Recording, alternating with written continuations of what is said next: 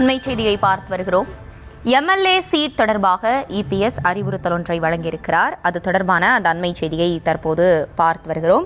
அதிமுக சார்பில் விருப்ப மனு அளித்தவர்கள் யாரையும் நம்பி ஏமாற வேண்டாம் என கூறி அதிமுக பொதுச் செயலாளர் இபிஎஸ் அறிவுறுத்தல் வழங்கியிருக்கிறார். கூடுதல் விவரங்களோடு இணைகிறார் நம்முடைய செய்தியாளர் ராஜேஷ். ராஜேஷ் வணக்கம், விரிவான விவரங்களை வழங்கலாம்.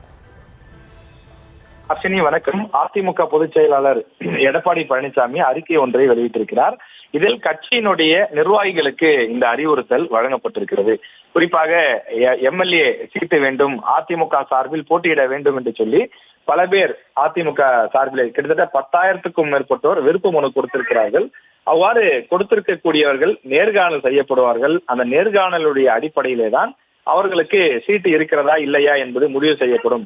ஆனால் இடையில் இடைத்தரகர்கள் அல்லது மற்றவர்களை யாரையும் நம்பி ஏமாற வேண்டாம் என்று அதிமுக நிர்வாகிகளை கேட்டுக்கொள்வதாக எடப்பாடி பழனிசாமி அறிவுறுத்தியிருக்கிறார். அதாவது விருப்ப மனு அளித்திருப்பவர்கள் அதிமுக சார்பில் வேட்பாளராக போட்டியிடுவதற்கு வாய்ப்பு பெற்று தருமாறு யாரையும் அணுகி ஏமாற வேண்டாம் என்பதை உறுதிபட தெரிவித்துக் கொள்கிறேன் என இபிஎஸ் இந்த அறிக்கையிலே குறிப்பிட்டிருக்கிறார். மேலும் அதிமுகவிற்கு அவப்பெயர் ஏற்படுத்த வேண்டும் என்ற தீய எண்ணம் கொண்ட ஒரு சில பேர் இது போன்ற கீழ்த்தரமான செயல்களில் ஈடுபட்டு வருவதாக அதிமுக தலைமைக்கு தகவல் வந்திருப்பதாக இபிஎஸ் இந்த அறிக்கையில குறிப்பிட்டிருக்கிறார்.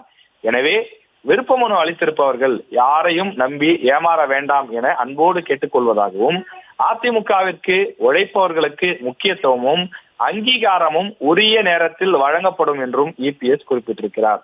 தங்களுக்காக விருப்ப மனு அளித்தவர்கள் விருப்ப மனு பெற்றதற்கான அசல் ரசீதுடன் வருபவர்கள் மட்டுமே நேர்காணலில் கலந்து கொள்ள அனுமதிக்கப்படுவார்கள் எனவும், அதே போல விருப்ப மனு பெற்றவர்கள் யாரேனும் அம்மனுவை திரும்ப வழங்காமல் இருந்தால் அவர்கள் உடனடியாக அந்த படிவங்களை பூர்த்தி செய்து அலுவலகத்தில் ஒப்படைக்கும்படியும் இபிஎஸ் கேட்டுக்கொண்டிருக்கிறார்.